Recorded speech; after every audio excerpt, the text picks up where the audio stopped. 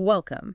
Today we're opening up the files on a legal confrontation that really became so much more than just a celebrity news story. Yeah. We're going to be examining the 2017 civil trial, Mueller v. Swift. It's a case that put issues of sexual assault, of victim credibility, and the real complexities of workplace dynamics. It put them squarely under an international spotlight.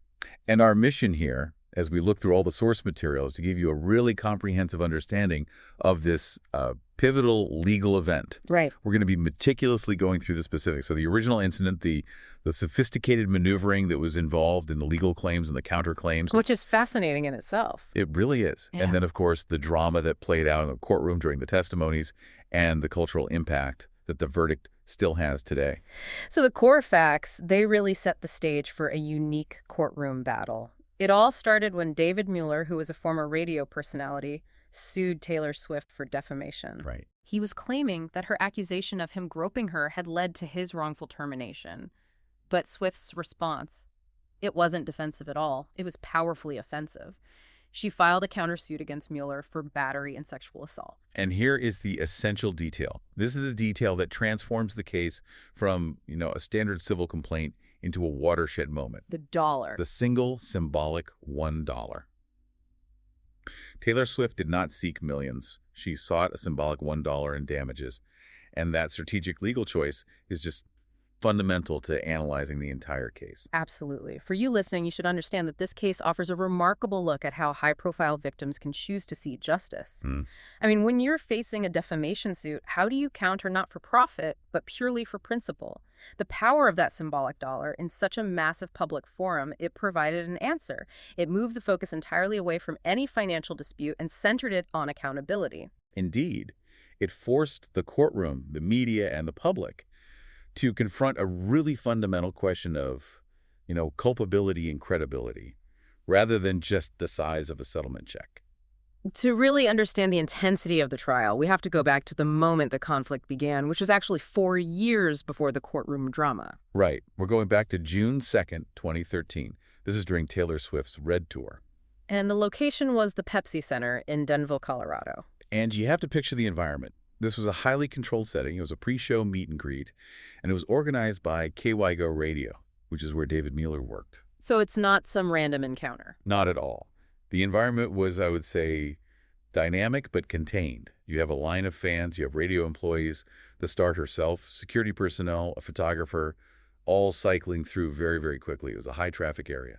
And that detail, the fact that it was so public, that later became a key point in Mueller's defense. It did. He argued that such an action would be impossible in a place like that. So the incident itself occurred when Swift was posing for a photo with Mueller and his then-girlfriend, Shannon Melcher. Swift's account, and this is important, it remained absolutely consistent all the way through depositions and the trial, was that during that brief photo op, Mueller intentionally reached under her skirt and grabbed her bare buttocks. The precise nature of that allegation, a deliberate grab underneath clothing, is so central here. Our sources indicate that the act was quick, but it was definitive, and it prompted this immediate, almost visceral reaction from Swift. Right. And the legal arguments later on, they would just keep coming back to this one moment, trying to parse out intent and duration. And what really speaks volumes about the impact of the incident is just how fast her response was. She didn't delay. She didn't seem confused about what happened. The sources all stressed that immediately, the moment Mueller and Melcher left the room, she reported it directly to her key team members. That reporting chain was immediate, and it was essential to the whole case. Who did she tell? It included her mother, Andrea Swift, her tour manager, the photographer who was in the room, and key members of her security detail. In legal terms, that kind of immediacy is critical. Why is that? Well, prompt reporting, it just drastically reduces the ability of a defense team to later claim that something was fabricated or that there was a memory lapse or even confusion on the part of the accuser. It sets a timeline. It establishes a fixed timeline and a very consistent narrative from the very beginning. So after that internal report, the security response was almost instantaneous. It was. Swift's security team confronted Mueller backstage. The sources say they explicitly accused him of the inappropriate touching and then escorted him directly out of the concert venue. And the escalation didn't stop there. No, it didn't. The incident was reported directly to Mueller's employer, KYGO Radio. and the station then kicked off its own internal investigation. This point is crucial because Mueller's entire legal claim later on rested on the idea of a wrongful termination. So KY Go did their own due diligence. According to the sources, yes. The station's own investigation concluded very quickly. And the fallout for Mueller was swift and devastating. Following KY Go's internal review of that report, he was terminated shortly thereafter. And his defense team, they later argued that the station just fired him to avoid any trouble with a major star like Taylor Swift. But the core fact remains that the firing came after the report and after their own internal investigation. Exactly. And this is the moment. This is the transition from what was a private workplace incident into a very public legal confrontation. Mueller's termination, that provided the financial injury, the loss of his job, which then gave him the grounds he needed to launch his defamation lawsuit years later. And that completely transformed the focus from the assault itself to the consequence of reporting it. So 2 years after he was fired, in September of 2015, David Mueller is the one who initiates the legal proceedings. That's right. He sues Taylor Swift, claiming defamation. His allegation was that Swift and her team had either fabricated the accusations or at the very least they failed to properly verify them, and that this directly caused his wrongful termination, ruined his public standing, and basically destroyed his career prospects. And let's just pause there for a second and appreciate the weight of that claim. Yeah. Defamation is a very serious charge, especially when you're suing a public figure. There's a higher bar, right? A much higher bar. For a public figure like Taylor Swift to be found liable for defamation, Mueller would have had to prove not just that the statement was false, but that Swift and her team made it with actual malice. Meaning what, exactly? Meaning they knew the statement was false, or that they acted with a reckless disregard for the truth. It's an incredibly high legal standard to clear. And his financial demand, it reflected the gravity of what he claimed he lost. He sought approximately $3 million in damages. And that number was calculated based on his lost wages. He was earning about $150,000 a year. And this assumption that he had a viable radio career stretching, 20 years or more into the future, which was now gone. And he didn't just sue her. No, he named 3 specific defendants. Taylor Swift herself, her mother Andrea Swift, and her radio promotions manager Frank Bell. So why name all 3? What's the strategy there? Well, it was a tactic to broaden the attack.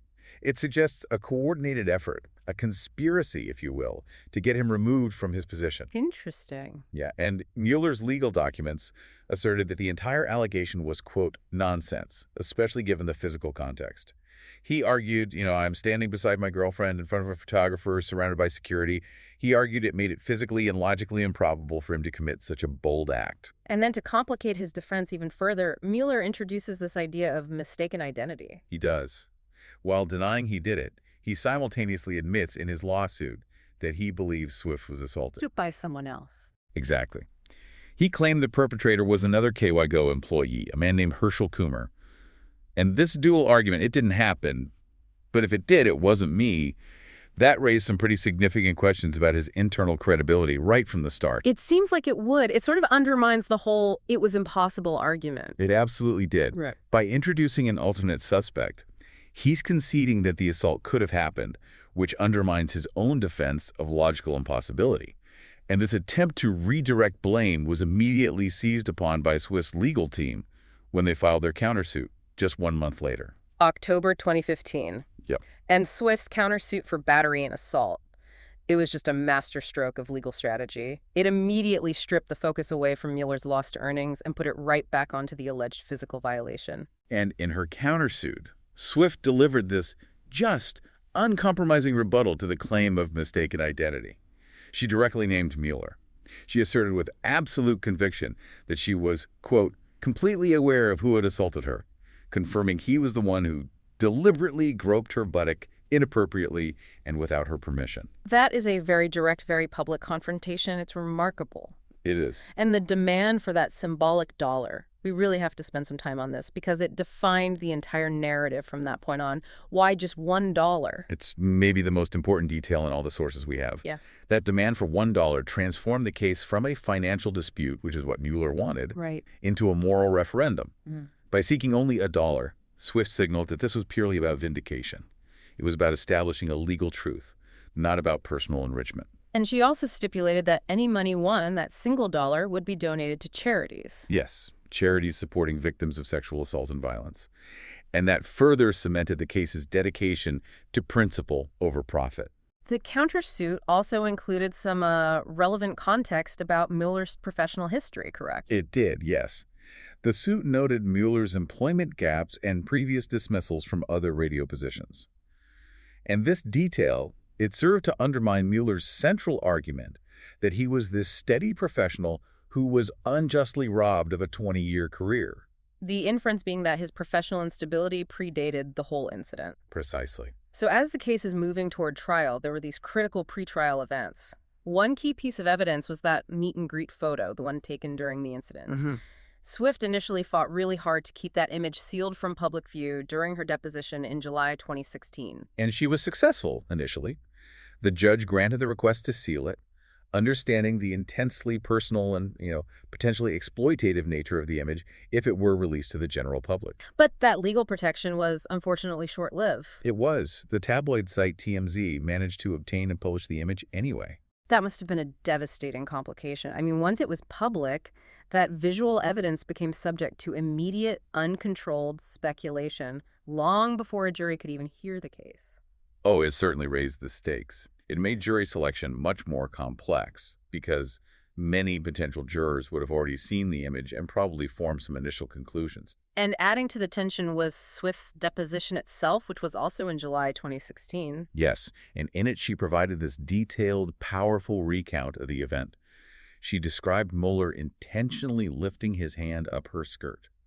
Her conviction was just absolute. The sources really noted her certainty. Her words were that she had never been so sure of anything in her life, and she specifically recalled the groping continuing as she tried to move away. That testimony was just foundational. It was. It established her as an unwavering witness from the get-go. But the pretrial phase also included a major legal setback for Mueller. Sanctions. Sanctions for destroying evidence. And sanctions for destroying evidence or spoliation, that's incredibly serious in any civil case. What exactly did Judge William J. Martinez find that Mueller had done? So Mueller had recorded a 2-hour meeting with his KY Go boss, a man named Robert Call, on his phone. But he only provided edited audio files of this meeting to his legal team and to the court. Just clips. Not the full thing. Not the full thing. And when he was questioned about the full unedited files, Mueller claimed that the data was lost when he spilled coffee on his laptop keyboard, which rendered the files inaccessible. He also claimed he'd thrown out other devices that might have held the original evidence. The old spilled coffee excuse. So whether it was accidental or intentional, the destruction meant that key, potentially exculpatory or incriminating evidence was just gone. How did the judge react to that? Judge Martinez was clearly unconvinced. He sanctioned Mueller on July 19, 2017, and a sanction for destroying evidence can seriously undermine a plaintiff's credibility before a single witness is even called. It suggests to the court that Mueller might have something to hide. It just damaged his entire character presentation to the jury. But despite that sanction and the loss of key evidence, the case was set for trial. Judge Martinez ruled in May 2017 that a jury would decide the outcome, setting the stage for the dramatic proceedings that August. So the trial begins on August 7th, 2017. And it really transforms the United States District Court for the District of Colorado into the center of this global conversation about victim rights. The first crucial step was jury selection. With a case this high profile, the sensitive, selecting an impartial jury had to have been an enormous task. Oh, absolutely. The sources detail this really intense voir dire process where 60 potential jurors were questioned about their suitability. The attorneys had to delve into highly personal and relevant areas. So it's more than just, can you be objective? Much more. Beyond standard questions about whether they could remain objective about a celebrity, they were asked specifically about their relationship to music.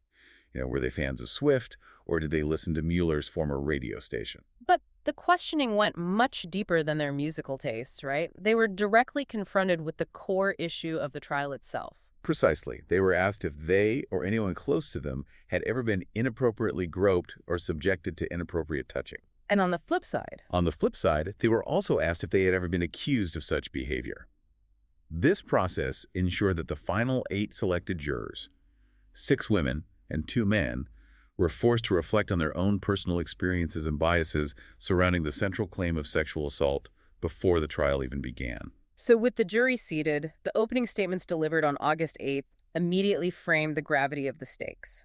Swift's attorney, Douglas Baldridge, he chose a very powerful and expansive theme. Baldridge strategically positioned the case as far more than just a civil tort.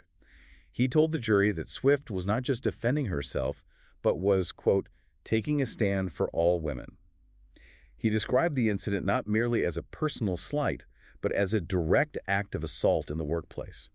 This set an incredibly high bar for the significance of the verdict. And Mueller's attorney, Babe McFarland, she naturally countered by focusing on her client's loss, claiming this false accusation had cost Mueller his dream job. So the stage was set, and the testimony began with Mueller himself taking the stand. And Mueller's testimony was really characterized by his attempt to minimize and obscure the physical contact.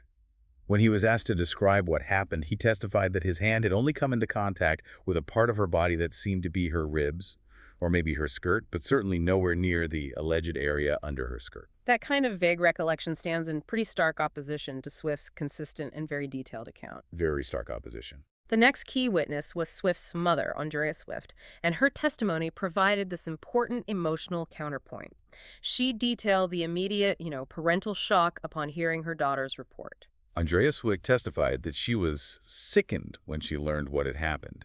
And crucially, she also offered her observation regarding the photograph, stating that she could immediately recognize her daughter's discomfort and distress in the image.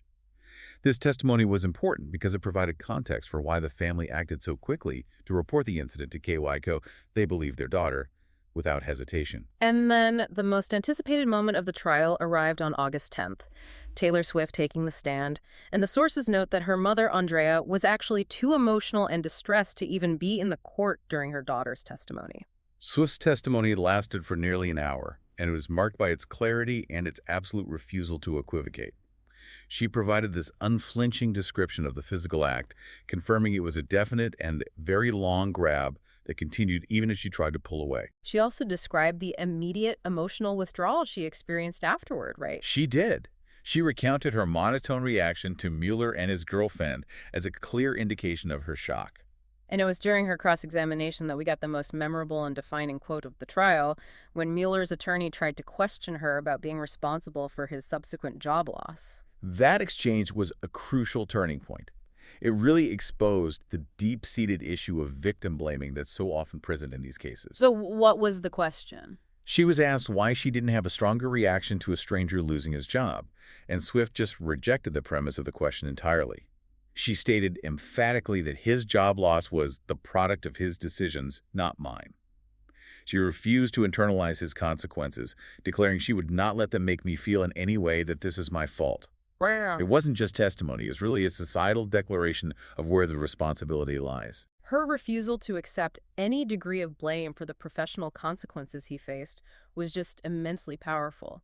It crystallized this idea that accountability rests with the perpetrator of the action, not with the victim who reports it. That response resonated so far beyond the courtroom because it directly addressed that common psychological burden that's placed on victims. It provided a template for others who might be facing similar pressure. So the trial continued with supporting witnesses. The photographer, Stephanie Symbolic, and Greg Dent, who was Swift's former bodyguard, both testified about what they observed. And the role of these supporting witnesses was to corroborate Swift's distress and the events that unfolded immediately after the photo. Dent, the bodyguard, testified that he witnessed the moment and saw Mueller reach under her skirt, even though he couldn't see the specific contact.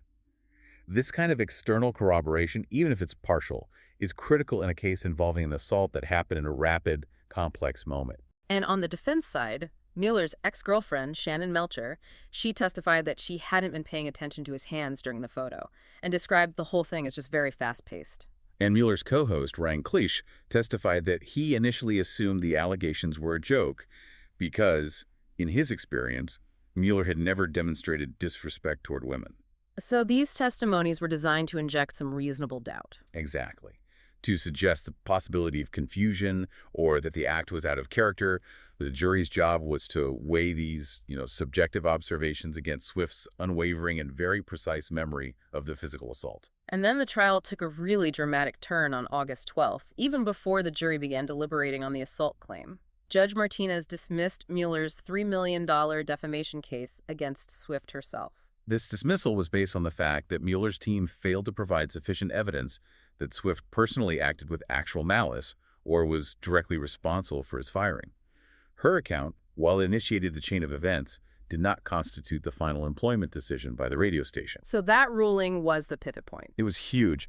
It meant the $3 million claim against Swift, which was the original reason for the trial, was gone. So the jury was now left only with Mueller's remaining claims against Andrea Swift and Frank Bell, that they were involved in a malicious firing, and most importantly, Swift's countersuit against Mueller for assault and battery. Yes.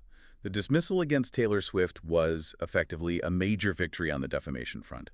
It isolated Mueller's liability and focused the entire remainder of the trial solely on whether he committed the assault and whether her mother and manager had conspired against him.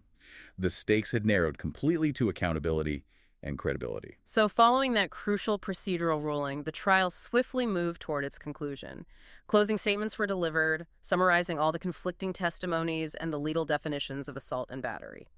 And the jury began its deliberation on August 14th, 2017. The deliberation process, though it was relatively short given the complexity of the facts, must have been incredibly intense under the glare of international media. Ultimately, the 8-person jury delivered a verdict that affirmed Taylor Swift's account unequivocally. The jury ruled that David Mueller had, in fact, committed assault and battery against Swift during that 2013 meet and greet. This was just a complete legal vindication of her memory and her willingness to come forward. The court then moved to the damages phase, where the jury upheld Swift's powerful request. She was awarded the exact symbolic sum she had sought. $1. $1. And the sources confirm this delightful little detail that this single dollar was eventually paid by Mueller, specifically in the form of a Sacagawea dollar coin. A nice touch. Yeah, and that payment, although small, legally cemented the victory. And beyond the countersuit, the jury also had to address the remaining defamation claims against Swift's team. Right, against her mother and Frank Bell. And they determined that neither Andrea Swift nor Frank Bell had any impact whatsoever on Mueller's termination from KYJO Radio. And that finding is so incredibly important because it legally validated the internal process of the radio station. It confirmed that Mueller's firing wasn't the result of some conspiracy or malicious defamation from Swift's team, but that it was a consequence of the station's own internal investigation and their determination that the reported actions warranted termination. It completely dismantled the entire financial premise of Mueller's lawsuit. The verdict affirmed that his actions, not the reporting of them, were the sole cause of his unemployment. It did. So if this was never about the money, what does that $1 verdict truly signify? The significance is profound. Swift's motivation, as she stated in her post-trial communications, was explicitly not financial recovery. It was to empower other victims who might be afraid to speak up or to defend themselves in court against, powerful figures or legal threats. So the dollar asserted that the legal record, just establishing the truth and accountability, was the sole objective. That was it.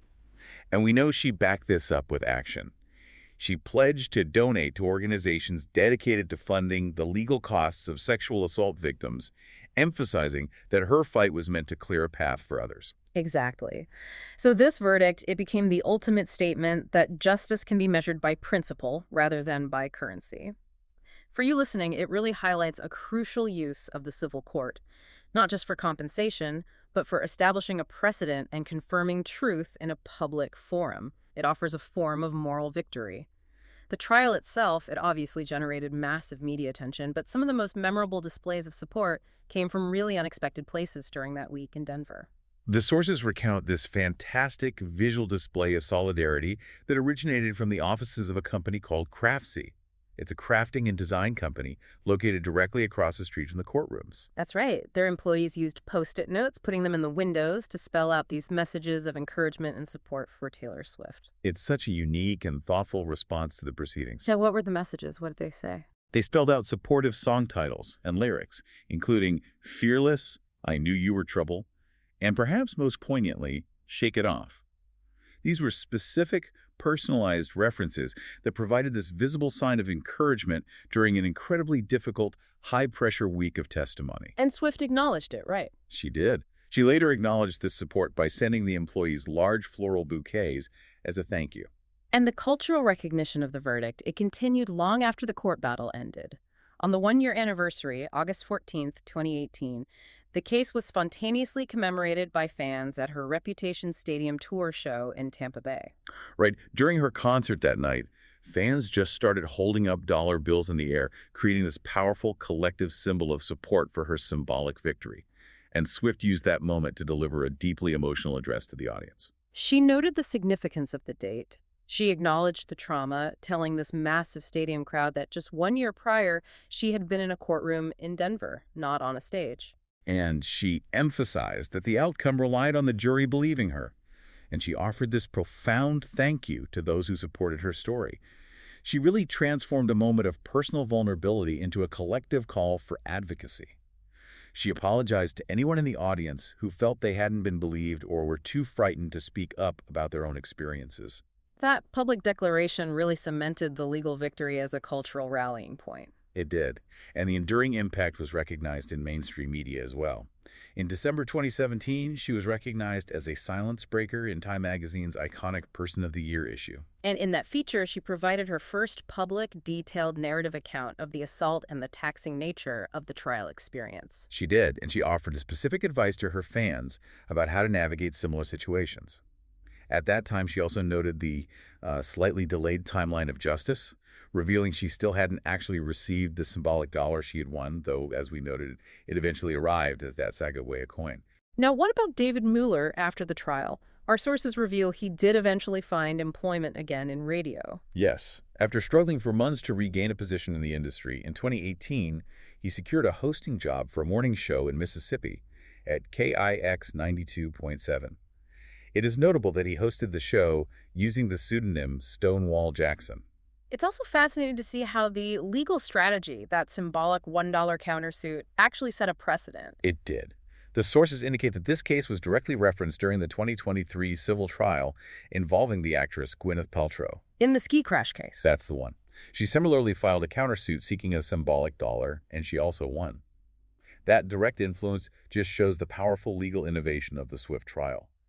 It established that in high-profile civil actions, the goal is often less about compensatory damages and more about establishing legal culpability, clearing one's name, and ensuring the other side is officially held accountable, even if it's only for the cost of a dollar. Swift herself revisited the lesson learned in a written piece for Elle magazine in April 2019. It was called 30 Things I Learned Before I Turned 30, and the trial was clearly a defining moment in her personal philosophy. Oh, absolutely. She included her conviction as her 13th lesson, stating explicitly, "It's my opinion that in cases of sexual assault, I believe the victim." She directly credited this perspective to the trial experience, noting the shame and stigma that victims often carry and the importance of lending credence to their accounts. And finally, we have to mention the cultural ripple effect, where fans and media speculated about the case's references in her work, particularly the symbolic dollar in her Look What You Made Me Do music video. Right. And while the sources confirm this was widely discussed, it is crucial to note that Swift herself never officially confirmed that artistic interpretation.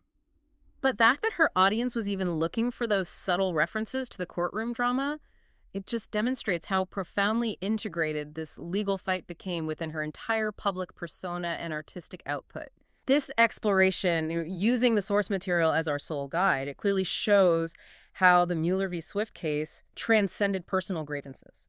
It became this essential public demonstration of legal accountability, affirming the victim's right to be heard and believed, and ultimately achieving a victory that was measured in principle, not in profit.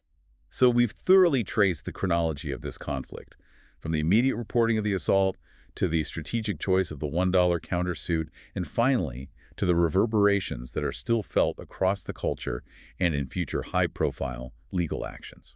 The case really stands as a powerful testament to utilizing the legal system to affirm truth when you're facing public defamation. It shifted the focus entirely from any financial motive to moral justice. And this strategy of pursuing symbolic damages, that single dollar, in highly visible legal battles, it highlights a critical question about the function of justice itself. When a legal battle is fought primarily to establish a precedent, to seek justice, and to initiate a cultural dialogue, as opposed to seeking monetary gain, how does that strategy fundamentally influence the public's perception of the legal system's capacity to deliver a non-financial form of justice? It's something worth mulling over. We appreciate your attention and your engagement with these detailed sources. We appreciate your attention. Thanks for listening. Thanks for listening.